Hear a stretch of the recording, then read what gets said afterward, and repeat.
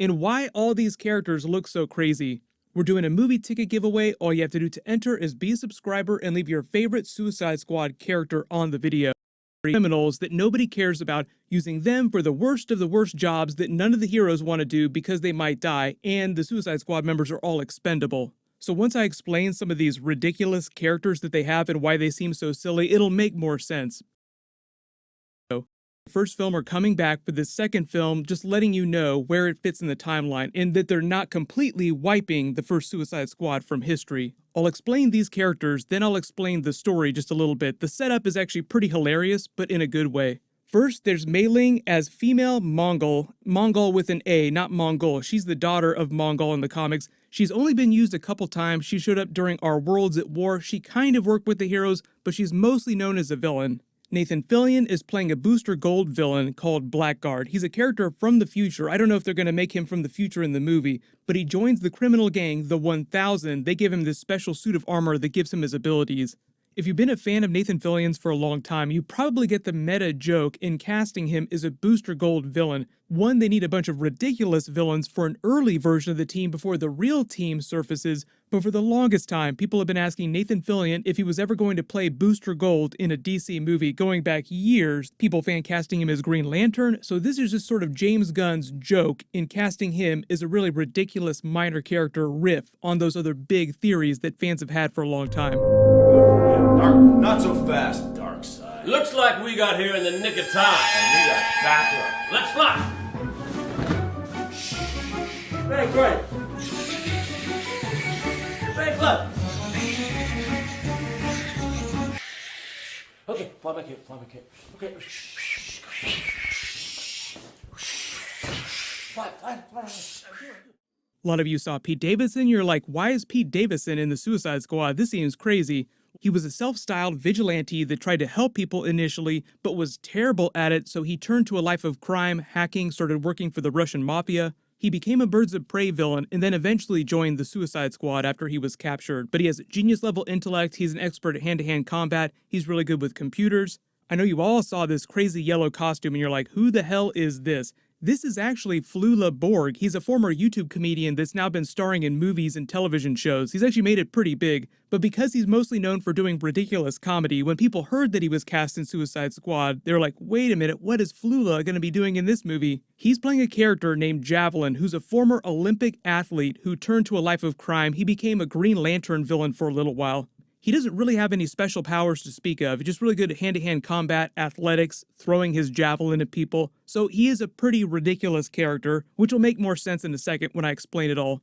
I know you're all wondering who Sean Gunn is going to be playing, because clearly it's going to be a motion capture character. He's actually playing a character, wait for it, called Weasel. During all the Marvel movies, he actually doubles as the stand-in for Rocket on screen when Bradley Cooper isn't around, because they need someone to actually be that character and run around on all fours when they're walking around together. In the comics, he's capable of transforming into a weasel, which is weasel-like claw animal-type powers. Nothing really crazy. He was part of the Black Lantern Corps for a little while because they killed him off and then brought him back during Blackest Night. The only real reason they recruited him into the Suicide Squad in the comics is just because he was so bloodthirsty and they felt like he would be a good asset during a mission. Then you all recognize Jai Courtney coming back as Captain Boomerang with a slightly more tuned-down version of his costume, not quite as dirty as the version we saw in the last Suicide Squad movie. The other characters that aren't pictured here, but that they've confirmed, are John Cena, who's playing a character called Peacemaker. I'll explain him in a second.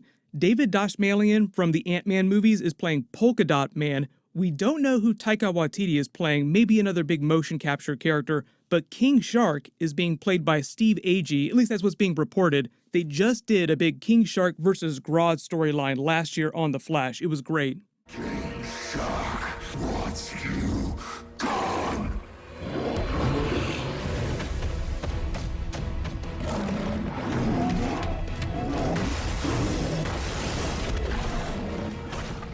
Daniela Melchior is playing a character called Ratcatcher. Peter Capaldi is still a mystery character. It would be awesome if he's playing Mr. Freeze, but it'll probably wind up being an obscure character just because that seems like what James Gunn is going for with this new film, picking the most ridiculous, most obscure characters possible with a few exceptions. Idris Elba, obviously not in this picture, but he's supposed to be playing Vigilante. He's the replacement for Will Smith's Deadshot character.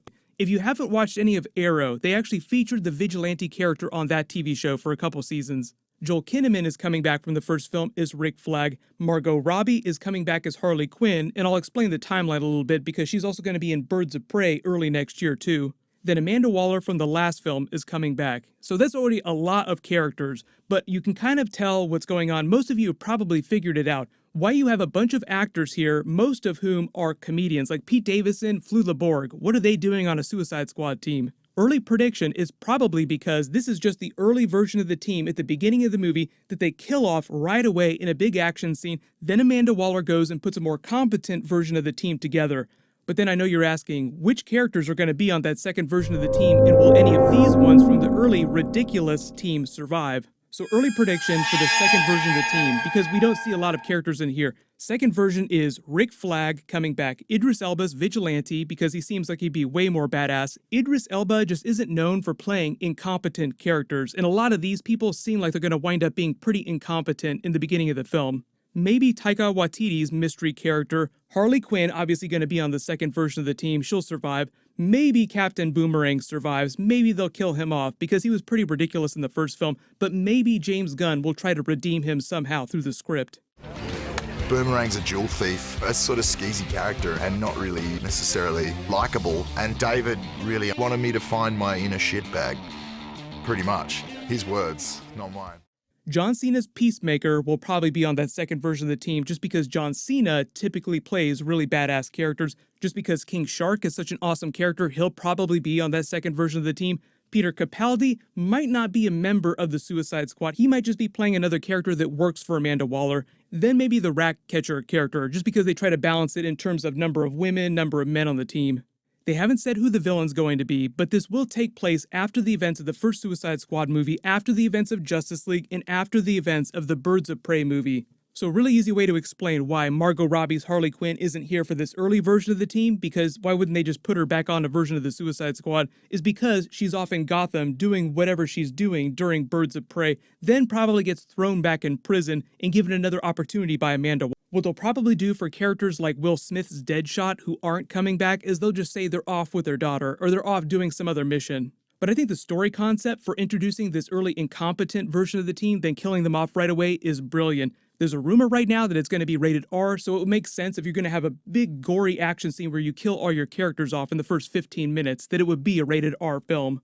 For a little while, there were rumors that they were going to try and use Black Adam as one of the villains, but then that went away and the Black Adam movie turned into something different. So there is a bunch of big DC movie stuff happening right now. The Joker movie just blew up. I've already done a bunch of videos about that. And then on the TV shows, they have Crisis on Infinite Earths coming up, which is basically their big version of Avengers Infinity War and Avengers Endgame with all the TV characters. So if you have any big questions about Suicide Squad or any of the other big DC movies that are coming up, or bonus videos you want to request, just let me know in the comments. Everybody click here to watch Joaquin Phoenix talk about doing a Joker movie sequel, and click here for my Joker movie ending video and Easter eggs. Thank you so much for watching. Everybody put on a happy face. I'll see you guys tonight.